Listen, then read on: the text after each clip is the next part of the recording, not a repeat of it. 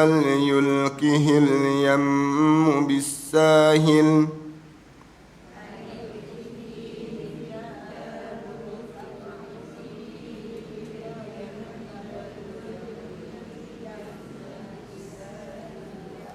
يأخذه عدو لي وعدو له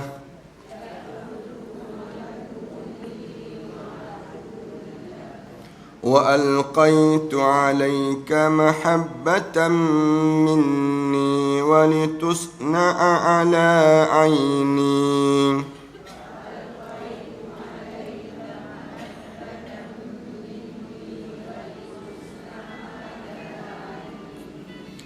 إذ تمشي أختك فتقول هل أدلكم على من يكفله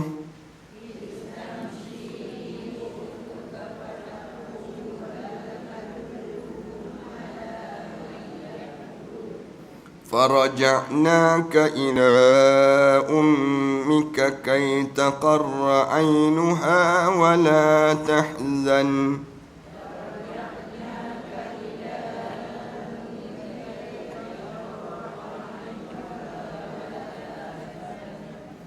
وقتلت نفسا فنجيناك من الغم وفتناك فتونا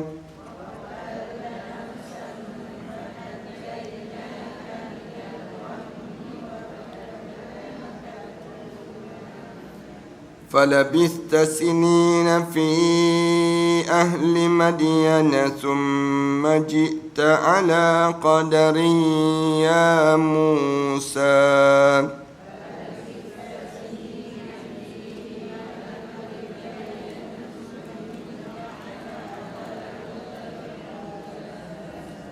واصطنعتك لنفسي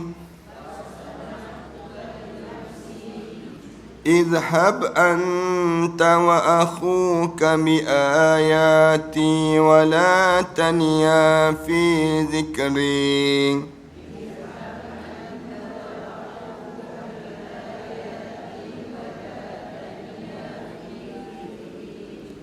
اذهبا إلى فرعون إنه طغى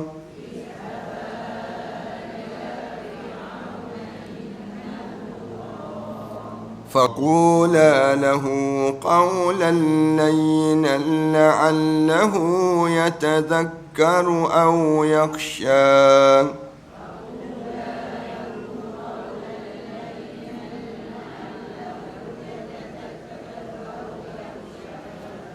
قال ربنا إننا نخاف أن يفرط علينا أو أن يطغى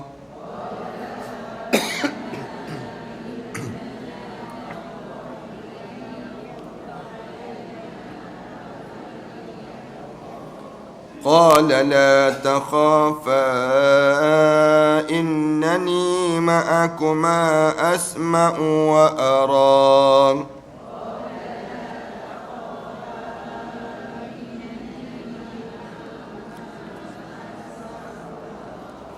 فأتياه فقولا إنا رسول ربك فأرسل معنا بني إسرائيل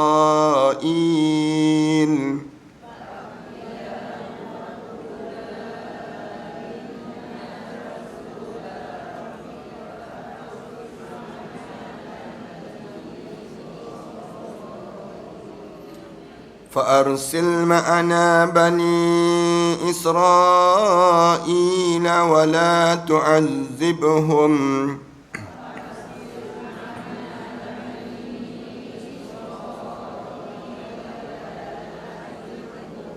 قد جئناك بآية من ربك والسلام على من اتبع الهدى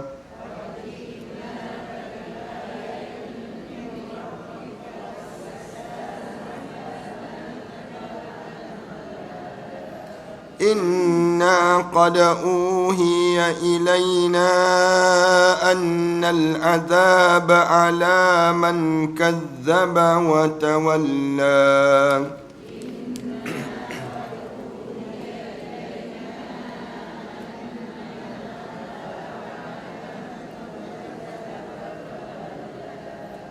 قال فمن ربكما يا موسى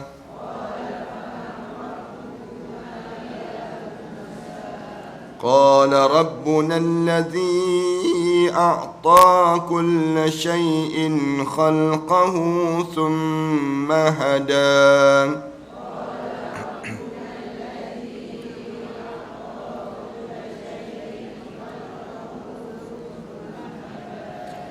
قال فما بال القرون الأولى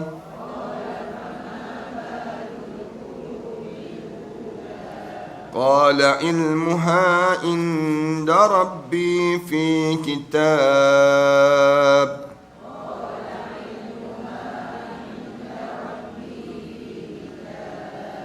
لا يضل ربي ولا ينسى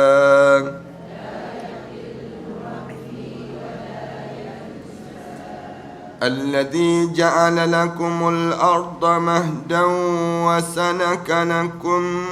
وسلك لكم فيها سبلا وأنزل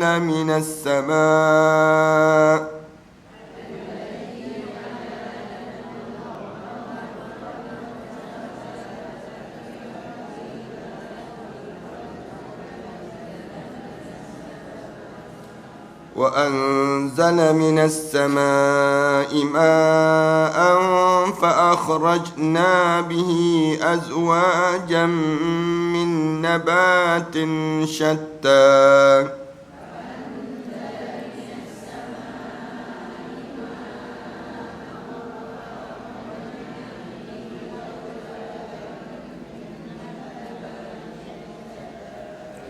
كلوا وارعوا أنعامكم إن في ذلك لآيات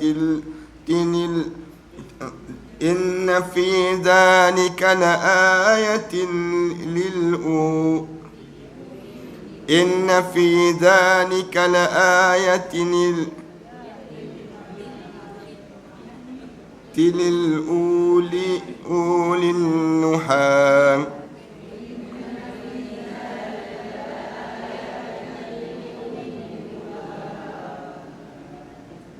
إن في ذلك لآيات لأولي النهى.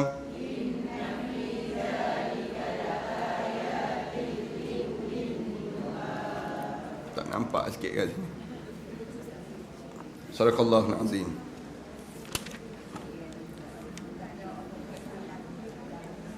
Jemaah sekalian, ayat yang kita baca pada kali ini ni merupakan ayat yang sambungan kepada kurniaan yang Allah kurniakan pada Nabi Musa AS dengan yang disebut dengan Nabi Musa dengan kaum dia ini sendiri. Ini keadaan yang berlaku kepada yang disebut dengan nikmat-nikmat yang banyak yang Allah bagi kepada Nabi Musa AS. Di mana Allah cerita pada sebelum daripada ini, kisah Nabi Musa ini dimula-mula diterima wahyu. Kemudian Allah perintahkan pada Nabi Musa dengan perintah-perintah yang banyak. Di antaranya start daripada ayat yang ke-24 tu, Allah mula cerita, idhab ila fir'auna innahu tagha. Wahai Musa, kamu hendaklah pergi jumpa dengan Fir'aun. Walaupun Fir'aun ni dalam keadaan yang dalam keadaan tarut. Perangai Fir'aun ni perangai yang tarut dipanggil. Idhab ila Fir'aun innahu tagha. Fir'aun ni di kalangan makhluk Allah yang tarut dipanggil demikian. Sikap Fir'aun, qala rabbi shrah li sadri. Waktu mana dia nak pergi tu, lalu dia baca doa. Baca doa, Nabi Musa AS diajar oleh Allah baca doa, ya Allah, tolong lapangkanlah dadaku, sadri wa yassir li amri, dan permudahkanlah segala urusan-urusan aku ni, wahlul 'uqdatam min lisani. Tolong ya Allah, tolonglah pada dia aku ni senang untuk aku ni bercakap. Kerana bila bercakap ni, Nabi Musa AS ni dia ada telo sikit. Dalam percakapan dia tu gagap dipanggil. Nabi Musa ni punca gagapnya, anda pernah ceritalah, di antara sebabnya kerana dia makan apa dia dipanggil bara api. Bila dia makan bara api tu yang menyebabkan dia ni masuk sedikit lidah dia. Lidah dia tu dia tak lancar macam Nabi Harun AS. Nabi Harun AS mulut dia tu lancar, tapi Nabi Harun ni ada perasaan gentar sedikit dibandingkan dengan Nabi Musa. Nabi Musa ni berani tapi mulut pula tak lancar. Ini pun ada juga yang demikian. Lalu Allah ajar supaya baca doa ni, dan doa ni melekat pada kita sampai hari ni. Kita pun sama juga, bila kita lekat dalam hidup kita ni, ada orang-orang yang kita boleh bercakap lancar depan dia, ada orang yang kadang-kadang kita tergagap-gagap bila kita nak bercakap. Bila kita, walaupun tapi bila ada satu ketika dia jadi lain sikit. Lain tu apa dia? Gangguan perasaan kita lah. Datang gangguan. Parahanan sekian bercakap biasa-biasa ni tak apalah. Tapi bila letak mikrofon depan kita, mula gagap terus. Tak ada orang lain pun, kita mula tak reti nak bercakap. Ada juga demikian. Ada orang dapat mikrofon, laju je bercakap. Tak ada mikrofon, senyap pula dia ni. Ni pun ada juga jenis orang dalam hidup. Ada orang yang depan orang dia jadi gagap, tak reti nak bercakap. Tapi ada orang yang depan orang lagi senang dia bercakap. Ni ada yang demikian. Allah ajar. Siapa yang ajar pada kamu untuk bercakap lancar tu? Aku. Allah sebut, aku yang mengajar pada kamu. Kamu betul ke tak betul bercakap ni, cara kamu lapas tersebut dasar pada ilham yang aku bagi pada diri kamu. Dasar pada kekuatan yang aku kurniakan pada kamu. Ni sampailah pada ayat yang ke-36. Ushdud bihi azri, teguhkanlah dengan kekuatan aku, wa asyriku fi amri. Kemudian wa asyriku fi amri, dan jadikanlah dia ni sekutu dalam urusan aku ni. Dibaca doa ni sampai peringkat habis innahu kunta bina basira. Allah cerita pada ayat yang 35 tu, sesungguhnya kamu adalah maha melihat keadaan kami. Baca dalam doa ni, qala qad utita su'laka ya Musa. Allah berfirman, sesungguhnya telah diperkenankan setiap permintaan kamu wahai Musa. Allah Subhanahu Wa Taala cerita ayat ni yang kita belajar, para hal sekarang belajar dengan Ustaz Zunnu tu, cerita tentang perkara demikian. Hari ini kita sambung pada ayat walaqad mananna 'alaika marratan ukhra. Dan sesungguhnya kami telah memberi nikmat pada kamu pada keadaan-keadaan yang lain lagi wahai Musa. Maknanya mukjizat ni banyak dalam hidup kamu. Kenapa yang Allah cerita tentang Nabi Musa dalam Quran? Kita akan tanya juga, kenapa yang Nabi Musa ni dicerita dalam Al-Quran? Jawabnya ulama-ulama kata, perangai Bani Israel itu di kalangan waktu mana umat Nabi Musa ini menyamai hampir-hampir dengan umat-umat lepas pada tersebut.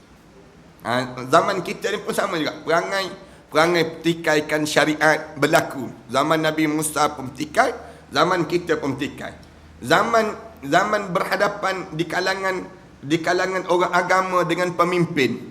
Zaman Nabi Musa pun berlaku, zaman kita pun berlaku. Dia bertembung. Perangai ni, perangai yang sama je. Bani Israel ni dekat-dekat dengan perangai umat-umat lepas pada tersebut. Oleh kerana dekat-dekat, lalu Allah cerita tentang Bani Israel ini, jangan sampai peringkat kamu terlibat sama dengan perangai-perangai yang hodoh dan yang buruk yang terjadi di kalangan Bani Israel bila berhadapan dengan Nabi Musa AS. Siapa dia? Di kalangan puak-puak Fir'aun yang lawan Nabi Musa AS ini. Bagaimana Allah nak bagi kekuatan pada Nabi Musa? Allah bagi nikmat-nikmat yang banyak. Walaqad mananna 'alaika marratan ukhra. Allah dia nak suruh Nabi Musa ni teguh. Allah bagi kurniaan-kurniaan yang banyak pada Nabi Musa. Kurniaan apa dia? Dipanggil mukjizat.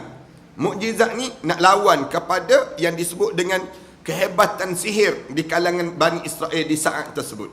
Oleh kerana Fir'aun ini, dia mempunyai kekuatan sihir. Sihir ni, kalau kita tanya, sihir ni apa dia Ustaz? Sihir ni benda yang mengkhayalkan mata kami. Maknanya satu benda yang kita tengok lain, tapi hakikatnya lain. Misalnya contoh apa dia? Orang zaman kita ni buat pembedahan batin, misal contohnya. Pembedahan batin. Mendahan batin kita nampak lain, tapi hakikatnya benda yang lain. Itu dipanggil sihir, dipanggil demikian. Macam kita tengok David Copperfield ke apa dia. David Copperfield ni, dia boleh hilangkan jambatan Pulau Pinang. Tak nampak jambatan Pulau Pinang. Sekejap je. Lepas pada tu, misal contohnya. Tapi jambatan tu tak ada. Benda yang lain, mata pandangan lain. Kemudian kita tengok badan terbelah. Badan dibelah, dia belah badan, kemudian diasingkan badan. Kepala bergerak, kaki bergerak. Pada hakikatnya tak terjadi macam tu. Tapi dia sihir mata kita ni jadi tertukar. Ni boleh terjadi ke tak boleh terjadi? Boleh terjadi. Benda-benda yang macam ni boleh terjadi.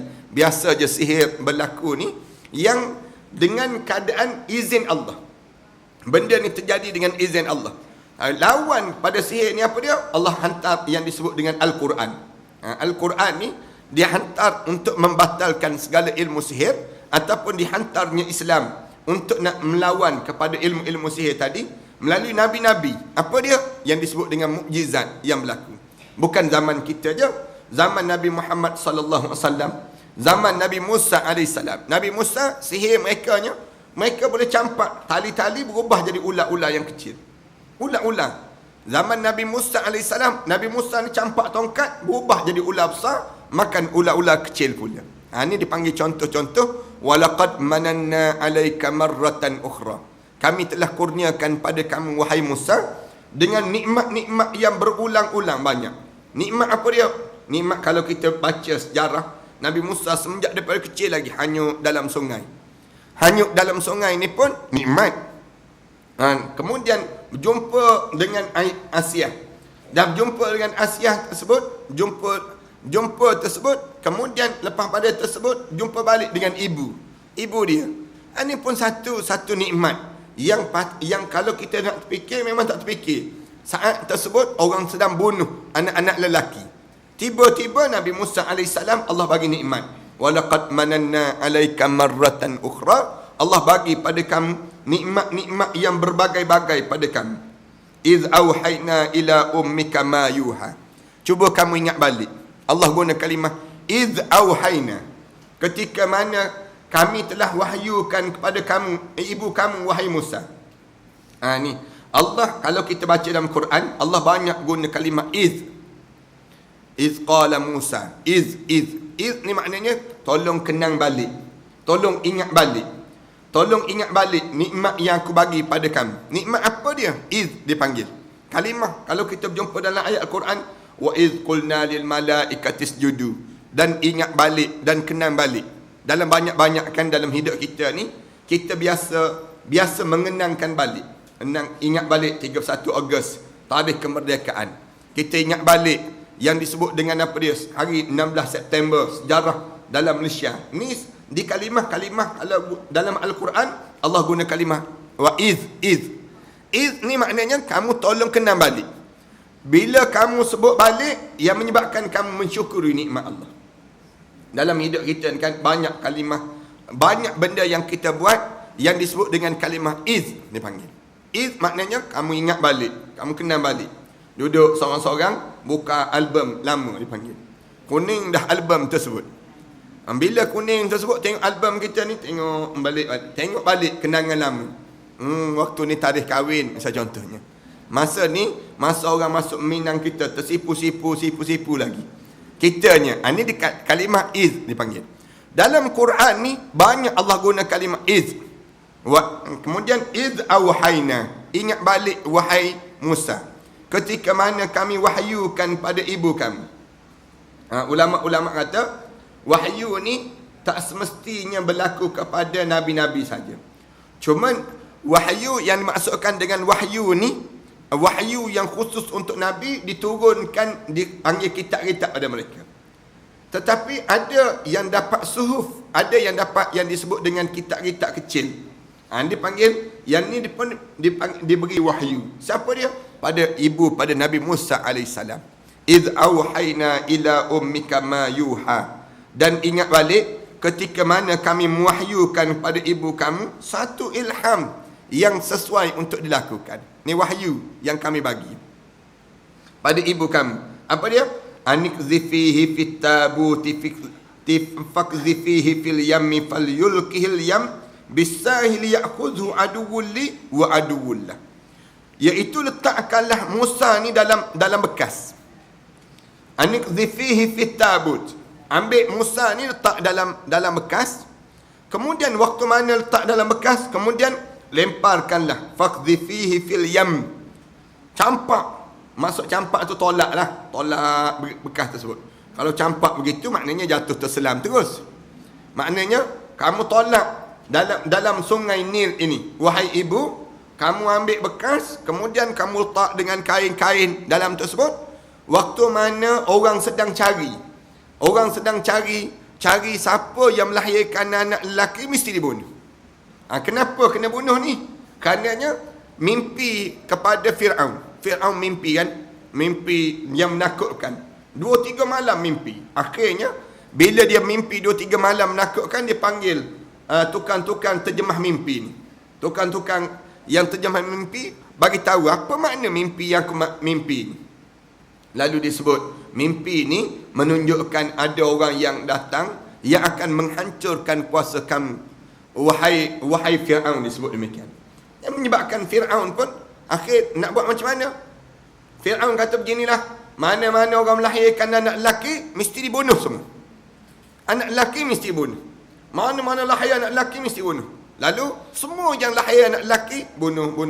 Tinggal anak perempuan saja yang dibenarkan hidup. Zaman Fir'aun kan.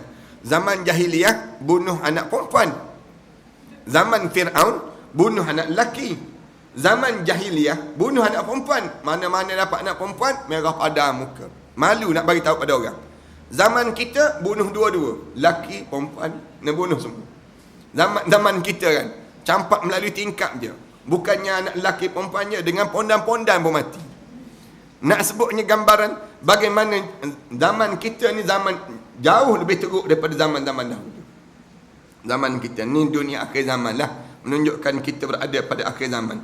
Kemudian Allah ilhamkan dalam jiwa ibu pada Nabi Musa AS ini sendiri, falyulqihil yam bisahil, maka letakkanlah peti tadi, kemudian pasti sungai itu membawa ke tepi. Bisahil ya'khuzhu aduwwun li wa aduwwun lah, dan diambil oleh Fir'aun musuh aku dan juga musuh dia dan musuhnya tersebut. Ambil ya'khuzhu aduwwun li wa aduwwun lah. Waktu mana dilempar saja dalam sungai ni, maka mengalir, katanya Allah akan diambil oleh musuhku dan juga musuhnya, Fir'aun tadi. Maknanya sama ada Fir'aun tu ambil, yang dimaksudkan dua-dua. Bila diambil oleh isteri pada Fir'aun, diambil oleh isteri Fir'aun, bawa balik. Bila bawa balik saja, marah Fir'aun peringkat awal. Peringkat awal marah. Bila marah tersebut, isteri dia pujuk. Dia kata, bang, kita dah lah tak ada anak. Anak tak ada. Ni anak pula melalui sungai. Dia panggil. Datang melalui sungai. Yang tu dimaksudkan dengan musuh kepada Allah. Fir'aun ni musuh Allah. Kemudian musuhnya yang dimaksudkan dengan musuh dia ni, siapa dia? Isteri Fir'aun tu menjadi musuh pula pada Fir'aun. Lawan. Dan termasuk Nabi Musa ni menjadi musuh juga kepada Fir'aun pada akhirnya. Sebab tu dia gunakan dengan kalimah ya'khuzhu aduwwun li wa aduwwun lah, dia panggil. Dua-dua. Musuh tersebut mula-mula musuh aku. Fir'aun ni musuh aku. Kemudian yang diambil tadi menjadi musuh pula kepada Fir'aun. Isteri Fir'aun kan jadi musuh pada Fir'aun. Kemudian Nabi Musa AS menjadi musuh pada Fir'aun. Faham ke tak faham tu temenung tu? Nak sebutnya dua-dua. Mula-mula musuh pada aku. Kemudian lepas tu yang ditangkap ini, yang diambil tadi menjadi musuh pula kepada Fir'aun. Nabi Musa AS. Wa alqaitu alaika mahabbatan minni. Kemudian aku campakkan dalam hati Fir'aun tu perasaan kasih sayang yang melimpah ruah kepada yang datang daripada aku. Bila tengok Nabi Musa AS tu, tengok muka Nabi Musa AS tersebut, rasa perasaan wa alqaitu alaika mahabbatan minni. tiba-tiba berubah perasaan. Daripada benci tadi, berubah rasa sekian. Sian budak ni. Patutnya bunuh, tapi tak bunuh. Tengok cara Allah bagi nikmat pada Nabi Musa AS. Nikmat yang banyak lah. Depan nanti, bila membesar tu, asyik lepuk je kepala Fir'aun. Dan kita baca depan nanti ni, Nabi Musa ni, dia membesar tu dalam keadaan yang dia bergurau je dengan Fir'aun, lepuk atas muka. Bergurau je, lepuk atas muka. Muka Fir'aun ni, asyik sampai peringkat Fir'aun ni rasa sakit hati dengan Nabi Musa AS. Ini nikmat. Walaupun orang lain mana berani lepuk muka raja, dia panggil. Lepuk muka raja. Pukul muka ni. Jalan sikit, lepuk atas muka. Jalan sikit, lepuk atas muka. Bergurau ni. Tengah nampak bergurau. Tapi, gurau kasar dia panggil.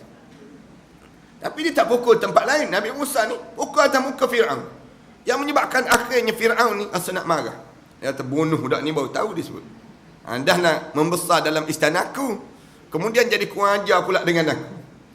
Sampai peringkat dia nak bunuh tu, barulah Allah jadikan di saat inilah Nabi Musa AS ditunjukkan cerdik ke tak cerdik. Konon-kononnya. Dia letakkan dengan gula-gula, dia letakkan dengan bara api. Waktu mana letak bara api ni, katanya isteri Fir'aunnya, dia kata, cuba tengok. Kalau dia ambil gula-gula, tanda dia cerdik. Kalau dia ambil api, tanda dia tak cerdik lagi. Allah jadikan Nabi Musa ni pergi ambil juga api. Bila ambil api tu, letak dalam mulut. Yang tu yang menyebabkan dalam mulut Nabi Musa AS ni, lidah tersebut jadi singkat sikit. Melecur lidah dia. Itu sejarah yang berlaku pada Nabi Musa AS. Tapi Allah nak selamatkan Nabi Musa ni dengan cara demikian. Wa alqaitu alaika mahabbatan minni. Allah sebut, akulah yang mencampakkan perasaan kasih sayang dalam hati mereka tersebut. Ulama-ulama bincang ayat ni. Panjang. Ulama-ulama bincang maknanya dalam hidup kita ni, kita tak boleh nak buat-buat rasa sayang. Rasa sayang ni tak boleh kita nak paksa. Nak jadi paksa pada orang tak boleh. Tapi yang jadi rasa sayang dalam jiwa seorang ni datang daripada mana? Daripada perasaan yang dicampakkan oleh Allah kepada hati seorang. Allah campakkan walaupun dengan musuh, tapi kita jadi kesian. Ni siapa yang jadikan demikian? Allah. Wa alqaitu alaika mahabbatan minni. Akulah yang campakkan perasaan kasih sayang di kalangan aku ni sendiri. Dalam ulama-ulama sebut, kalau ada kan anak-anak kita ni, dia kadang-kadang dia bercakaran je dengan suami kita. Anak ni kadang-kadang dia kasar sikit dengan ayah dia. Kadang-kadang anak ni dia kasar sikit dengan ibu dia. Ulama-ulama kata, cuba baca ayat ni. Wa alqaitu alaika mahabbatan minni. Baca ayat ni. Wa alqaitu alaika mahabbatan minni. Kemudian walitusna ala aini. Dan lepas pada tersebut, kamu diasuh di bawah pengawasan aku. Maknanya, baca ayat ni. Wa alqaitu alaika mahabbatan minni walitusna ala aini. Ini ayat yang kita baca, kemudian hembus di ubun-ubun kepala pun boleh. Ataupun dibaca ayat ni untuk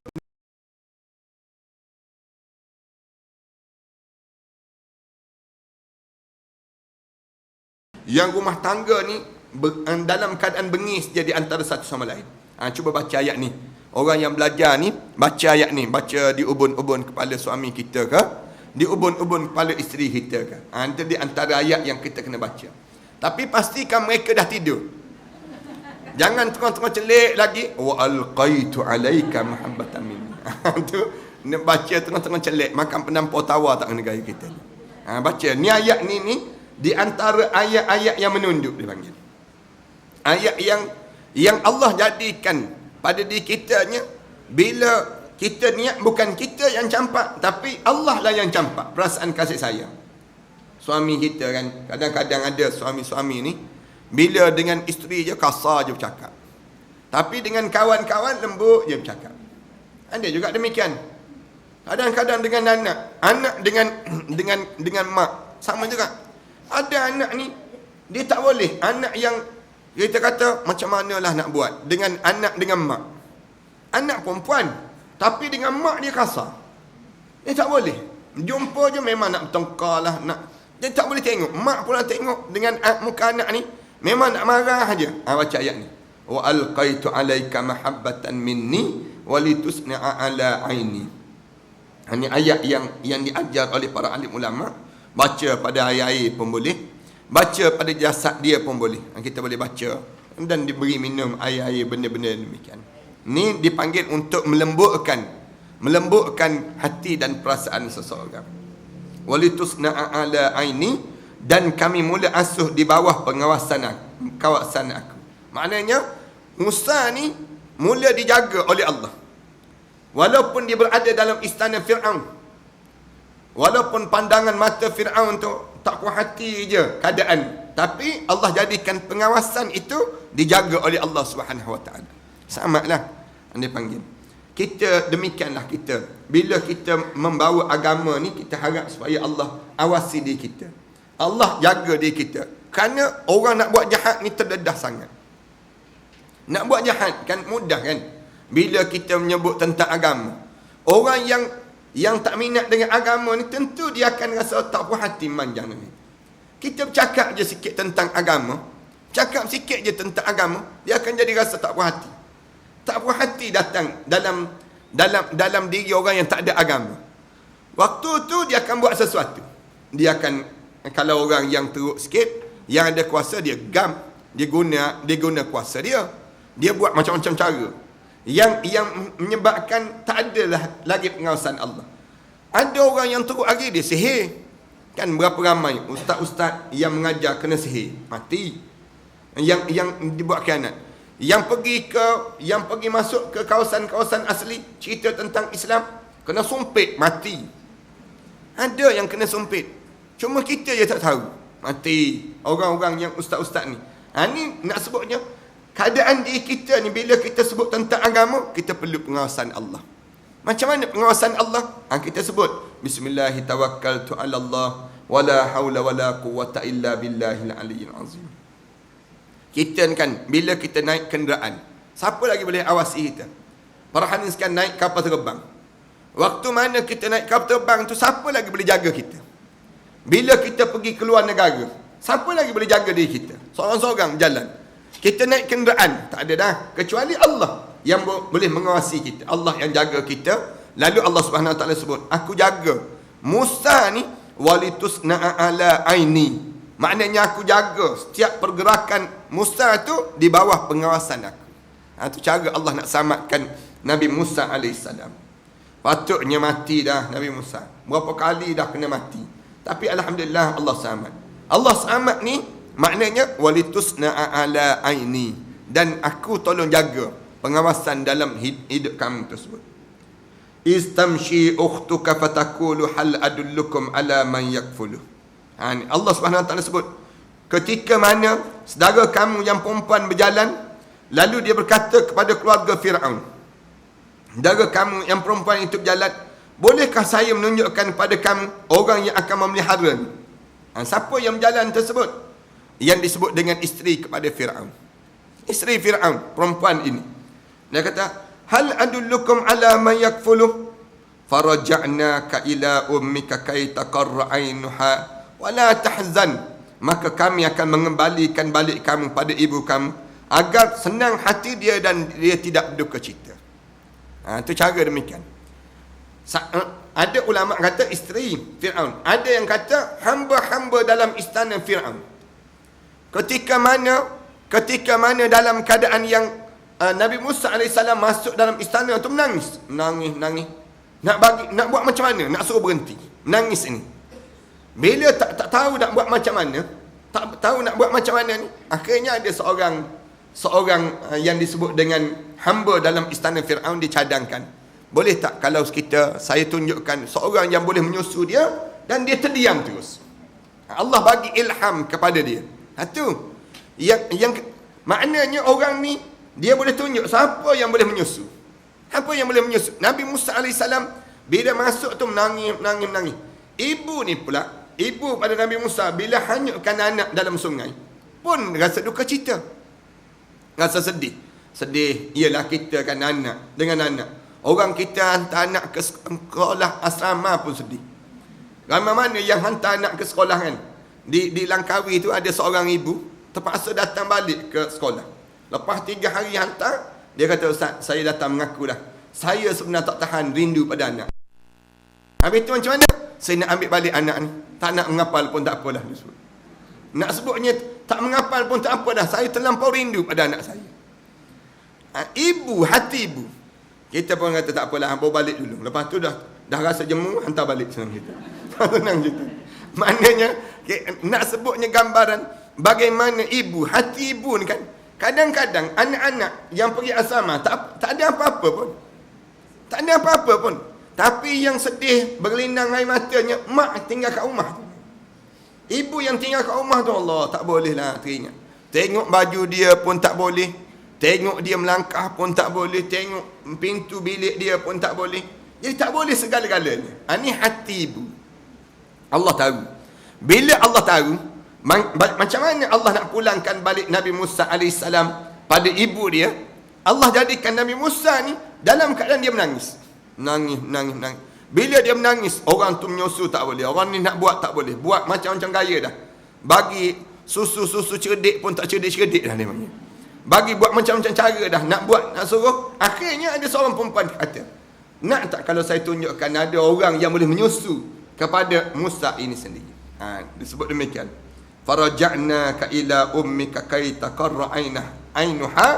Kami pulangkan balik kamu wahai Musa pada ibu kamu wahai Musa, supaya kay taqarra ainuha, dengan tujuan nak suruh yang disebut kesedihan ibu kamu tadi, wala tahzan, supaya hilang perasaan rasa duka cita dalam hidup dia. Tengok anak sendiri yang menyusu ni ialah anak sendiri. Wa qatalta nafsan fanajjaynaka minal ghammi wa fatannaka futuna. Allah Subhanahu wa taala sebut, kemudian dan kamu pernah membunuh seorang manusia, Nabi Musa AS ni. Di mana Nabi Musa, setiap orang yang dibunuh Nabi Musa ini seorang bangsa Kipti yang sedang berkelahi dengan seorang Bani Israel, sebagaimana yang dikisahkan dalam surah yang ke-28, surah Al-Qasas ayat yang ke-15.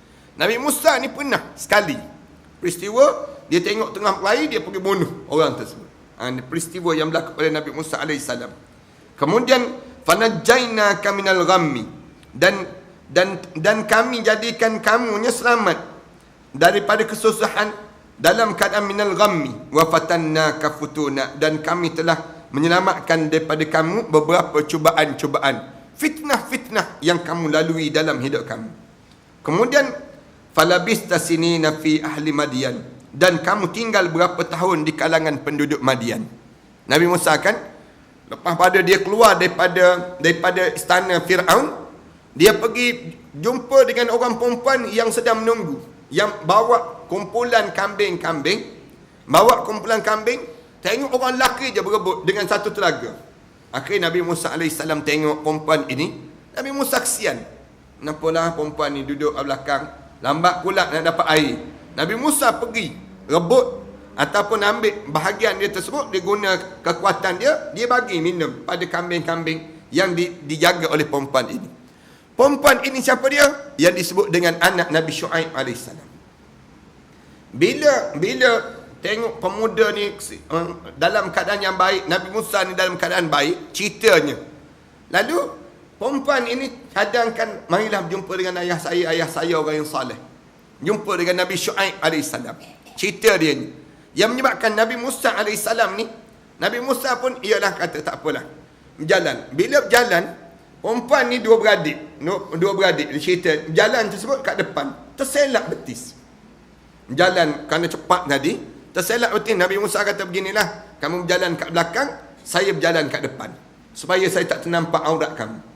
Budak perempuan ni kata memang budak ni baguslah. Sampai ke rumah, jumpa dengan Nabi Syuaib. Nabi Syuaib tawarkan supaya kahwin dengan anak perempuan dia. Oleh kerana dengar cerita ni, kemudian tinggal selama lebih kurang 12 tahun. Tolong jaga kambing dan sebagainya. Lepas pada 12 tahun tu, barulah pulang balik ke istana Fir'aun. Berjumpa balik ayah angkat dia.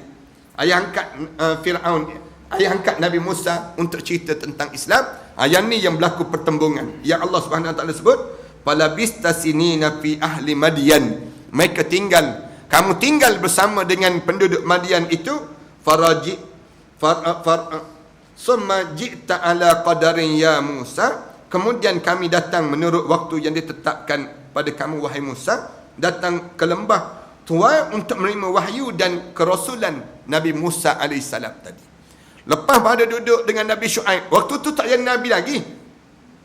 Lepas pada dah kahwin dah 12 tahun tersebut, pulang ke Tuwa, kemudian waktu mana pergi ke Bukit Tuwa tersebut, kemudian di waktu itulah Nabi Musa terima wahyu yang menunjukkan dia ni seorang Nabi dan menjadi Rasul di saat demikian.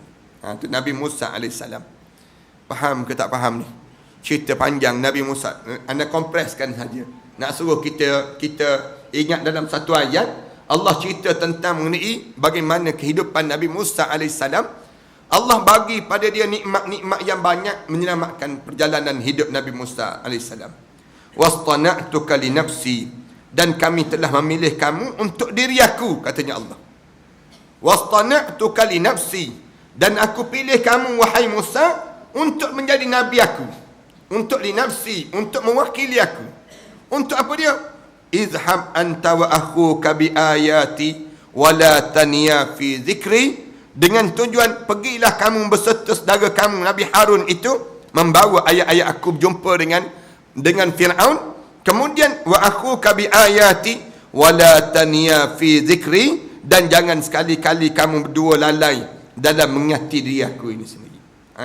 Allah Subhanahu Wa Taala sebut pada Nabi Musa AS, start daripada ini, kamu pergi berjumpa dengan Firaun, samah pada Firaun, syarahlah pada Firaun, cerita balik tentang kehebatan dan kekuasaan Allah Subhanahu Wa Taala. Izhaba ila fir'auna innahu tagha. Allah kata, Allah mula arahkan kamu berdua, pergilah berjumpa dengan Firaun.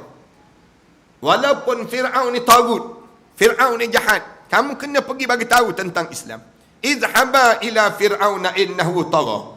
Kamu pergi berjumpa balik dengan Fir'aun, dan walaupun Fir'aun ni merupakan tagut, melampau, kamu kena syarah juga. Kamu kena cerita juga tentang Islam, bagi tahu tentang agama Allah ini kepada Fir'aun tersebut. Yang ni lah yang bila dia pergi ni berlaku pertembungan, berjumpa dengan ayah angkat. Dia panggil ayah angkat, panggil ayah senang kita ni. Ayat baliklah pada Islam, maknanya terimalah, senangnya terima baliklah Islam ini, terima dengan cara yang baik, patutnya demikian. Faqula lahu qawlan layyinan. Allah pesan, bila kamu jumpa dengan Fir'aun tu, kamu berduanya bercakaplah dengan Fir'aun tu layyinan, dengan lemah lembut. Jangan bercakap kasar, jangan. Cerita Islam ni bagi tahu pada mereka tersebut qaulan layyinan, cakap dengan bahasa yang teratur. Kemudian la'allahu yatadhakkaru aw yakhsha, bila kamu cakap dengan cara teratur, mudah-mudahan orang yang mendengar itu, bila dia dengar je, dia teringat balik, dia tahu balik, dia kenang balik yang disebut dengan Allah, aw yakhsha, ataupun dia rasa takut bila dengar ayat-ayat Allah Subhanahu Wa Taala. Ini ulama-ulama kata, kita ni dalam berdakwah ni jangan guna bahasa yang kasar-kasar, jangan. Kadang-kadang padahal dengan Fir'aun ni mengaku jadi Tuhan lah, patutnya bercakap kasar lah. Tapi tak, kena nasihat, kena bagi tahu dengan cara yang baik. Walaupun jahat macam mana sekalipun, kamu kena ajar diri kamu ni, orang yang menyebar agama, bagi tahu tentang agama, kamu sebut dengan bahasa-bahasa yang lemah lembut, yang bila orang dengar je, orang rasa ya dalam hati dia. Bila kan kita dengar kuliah ni, ada orang yang kita dengar kuliah, kita dengar benda yang kalau dia tak sebut pun orang lain boleh sebut. Selamba je dipanggil. Ada kalau kita dengar kuliah ni, ustaz-ustaz yang mengajar, ustazah-ustazah yang mengajar ni, benda yang dia panggil tazkirah, terulang benda yang sama je. Ada orang yang kalau dia mengajar sampai dalam lubuk hati kita, kita dengar tu kita mengiyakan, oh betul juga, betul juga. Ada orang yang kita dengar dia mengajar, bila dia sebut saja, kita dengar tu sampai dalam hati, tiba-tiba mengalir air mata kita. Kita dengar tu boleh, kita rasa oh betul yang disebut, benar yang dia bagi tahu. Yang ni ada orang yang jenis demikian. Ada dua jenis. Ada orang yang dia sebut, kita dengar tu biasa je kita dengar. Ada yang jenis demikian. Yang tu Allah tak bagi kekuatan pada diri dia. Ada orang yang kita dengar, dia mengajar tu, kita boleh terima. Oh betul, betul. Lalu kita mulakan terima dalam hati kita. Ada satu lagi, bila dia dengar, kita dengar dia sebut, betul dalam hati, kita mencuba untuk buat benda apa yang dia sebut tadi. Itu peringkat yang 3. Itu yang dipanggil mau'izatil hasanah, peringatan yang baik. Yang Allah Subhanahu wa taala sebut, ud'u ila sabili rabbika bil hikmah wal mau'izatil hasanah. Cara Allah gunakan demikian.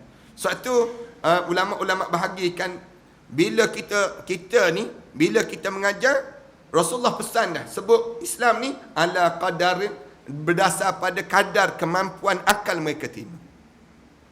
Kalau kita pergi jumpa dengan orang kampung kan, kita cerita tentang Islam pada orang kampung, kita guna bahasa-bahasa bandar, bahasa-bahasa orang bandar ni pening kepala orang kampung.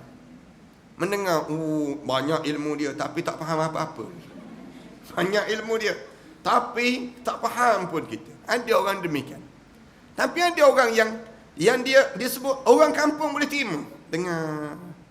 Kan orang kampung ni dia tak sama dengan bahasa dia dengan orang bandar kan.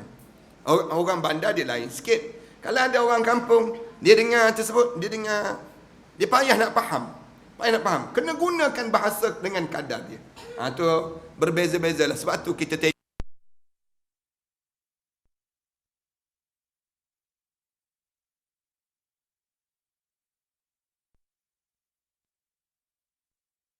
kaedah dalam berdakwah. Ramai orang yang bila kita dengar dia cerita, alhamdulillah lapang dada kita dengar. Ada orang yang kita dengar sakit je telinga kita mendengar yang dia ceramah tu, bahasa kasar-kasar je yang diguna. Yang ni kadang-kadang tak boleh nak terima. Ada orang yang guna bahasa kasar, dia sesuai dengan orang kampung. Orang kampung kan, bahasa kasar-kasar tu biasa je dia. Bahasa je. Tapi dengan orang bandar tak boleh. Orang bandar bahasa kasar-kasar macam nak membodohkan aku je disebut. Macam nak menjadikan kita ni tak jadi cerdik. Ada juga macam tu. Tapi ada orang kampung, dia dengar bahasa yang kasar-kasar, sonok dia. Ni baru betul dia kata. Ni baru ceramah ni. Ni baru ceramah. Kalau tak macam ni, tak panggil ceramah lagi. Kena bahasa yang kadang-kadang kan kita tengok ada ustaz-ustaz yang datang mengajar kasar-kasar je kita dengar. Kerana sesuai dia dengan orang kampung, suasana kekampungan itu. Payahlah. Ni kena, sebab tu Allah dia ajar teknik dakwah. Bila dengan Fir'aun ni kamu kena cakap lain. Bercakap ni qaulan layyinan, kamu cakap lemah lembut. Au yatazakkaru, ataupun kamu cakap lemah lembut tersebut la'allahu yatazakkaru au yakhsha. Mudah-mudahan bila kamu cakap dengan bahasa yang lemah lembut tadi, dia akan tersentak dalam jiwa dia, ataupun dia rasa takut dengan bila kamu sebut benda-benda yang sedemikian rupa. Padahal Allah tahu dah Fir'aun ni tak dengar juga cerita. Walaupun bagi tahu macam mana pun dia nak mengaku dia jadi Tuhan. Patutnya demikian. Tapi walaupun Allah tahu dah kedegilan Fir'aun ini, tapi Allah nak ajar ini teknik dakwah. Dalam teknik dakwah kena pelbagai. Dia tak boleh jadi sama je teknik dakwah. Tak boleh satu je. Ada banyak cara. Di antaranya dengan Fir'aun kamu kena cakap macam ni. Cara dia dalam dakwah tersebut. Patutnya kita kata, buat apa berdakwah lagi pada Fir'aun? Dah tahu dah dia mengaku dia Tuhan. Berdakwah pada orang yang tak mengaku dia Tuhan senang daripada berdakwah pada Fir'aun. Buat apa kita sebut? Islam ni dia tak kenal siapa. Tak kenal siapa. Siapa yang di hadapan dia, lebih-lebih lagi penguasa kena ada agama. Bila penguasa ada agama, orang bawahan akan ikut semua. Kita ni kan jadi Islam ni, kenapa? Alhamdulillah orang Arab datang dahulu. Orang Arab datang dahulu, pedagang-pedagang Arab, dia cerita Islam ni pada raja-raja. Raja Melaka dahulu terima Islam. Raja-raja dahulu terima Islam. Bila raja-raja terima Islam, akhirnya orang bawahan terima Islam. Berkembang 1511 dahulu. Tahun 1511 dahulu sampai 1900 sekarang ni, nak sebutnya 1900 pula. Kita 2000 lebih dah sekarang ni. Ingat 1900 lagi. Sampai tahun 2000 ni, dalam keadaan macam ni baru kita terima Islam. Alhamdulillah. Kalau tidak, anak rasa macam orang asli lagi lah kita. Pakai dalam keadaan berkemban begitu, tak kena gaya. Zaman macam tak ada, macam orang tengok di Bali lah, tengok di Bali tu muka sebiji muka kita. Orang di Bali tu kan sama dengan muka kita. Tapi Allah berkemban, kemudian menari, berjoget, coreng muka dan sebagainya. Alhamdulillah kita ni Allah bagi melalui sultan raja-raja dahulu. Di Selangor ni sultan dahulu kan terima Islam. Sultan Abdul Samad dahulu khutbah Jumaat, kemudian wakaf tanah di Kolej Islam tersebut. Kemudian sultan dahulu terima, akhirnya kita ni dapat Islam dalam hidup kita. Alhamdulillah. Cuma sayangnya sekarang ni berubah balik. Rakyat terima Islam, raja-raja pula jauh ni. Tu yang, kecuali raja-raja yang minat cenderung. Kita harap supaya raja-raja kita ni minat cenderung pada agama tu datang. Macam sultan kita kan, agung kita sekarang. Alhamdulillah kita dapat agung yang minat dengan agama. Pergi semayang berjemaah. Kemudian kelam kabut raja-raja. Kelam kabut apa dia? Polis-polis ni sendiri. Ni yang jaga-jaga dia ni. Pergi semayang subuh berjemaah. Jarang kita dengar benda demikian. Tu pun ada juga yang pertikai agung tersebut. Ada orang kita pertikai. Dia kata kalau sekadar nak jaga solat je, baik tak payah jadi agung. Dia kata. Ada orang kita pertikai benda demikian. Kita ni patutnya berdoa. Alhamdulillah. Ada contoh, ada qudwah. Ada contoh yang baik. Anda ingat lagi waktu mana anak Qiyam, dia buat program Qiyam with me. Waktu mana jemput dengan anak tu, dia kata, Ustaz, bila ambo jadi sultan, jadi agung, kita buat solat lagi di Istana Negara. Dia sebut demikian. Dia bisik tu, waktu mana salam dengan dia tersebut di Kelantan. Dia kata, bila kita di istana tu, dia kata, Istana Negara kita buat solat lagi dia tersebut. Kita tengoklah tahun-tahun yang mendatang ni macam mana. Kalau di Kelantan tu dia buat program-program dengan rakyat, qiyam dan sebagainya. Demikian juga kita harap supaya suasana tu menjadikan lebih baik dalam masyarakat Muslim kita di Malaysia kita ni sendiri. Baru kita rasa bangga dengan Islam. Baru kita rasa hebat dan kebanggaan dengan Islam ini sendiri. Qala rabbana innana nakhafu an yafruta alaina aw yatgha. InsyaAllah kita akan sambung pada minggu akan datang. Sallallahu ala Muhammad wa ala alihi wa sahbihi wasallam. Walhamdulillah. Tersambung doa tu, doa Nabi Musa kepada Allah macam mana? Sallallahu ala Muhammad wa ala alihi wa sahbihi wasallam. Walhamdulillah ila alamin. Ni ada CD yang terbaru, Ragam Manusia di Neraka. Bismillahirrahmanirrahim. Alhamdulillah ila alamin. Wassalatu wassalamu ala rasul amin wa ala alihi wa sahbihi ajma'in. ربنا افتح بيننا وبين قومنا بالحق وأنت خير الفاتحين. ربنا ظلمنا أنفسنا وإن لم تغفر لنا ترحمنا لنكون من الخاسرين. ربنا آتنا في الدنيا حسنة وفي الآخرة حسنة وقنا عذاب النار. صلى الله على محمد وعلى آله وصحبه وسلم. الحمد لله رب العالمين.